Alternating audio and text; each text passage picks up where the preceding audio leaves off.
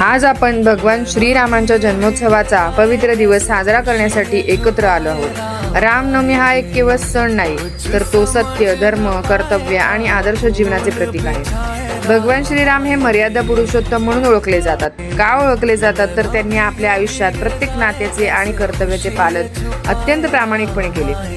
पुत्र म्हणून त्यांनी आई वडिलांचा मान राखला, भाऊ म्हणून प्रेम दाखवले, पती म्हणून निष्ठा जपली आणि राजा म्हणून प्रजेसाठी आदर्श निर्माण केला।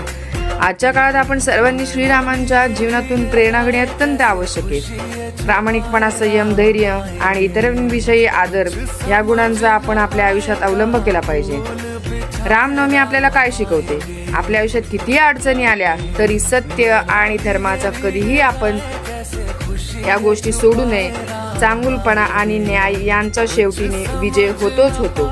चला, या पवित्र दिवशी आपण संकल्प करूया की आपण चांगले नागरिक बनू, समाजात सकारात्मक बदल घडू आणि श्रीरामांच्या आदर्शाचा आपल्या जीवनात अवलंब करू। जय श्रीराम।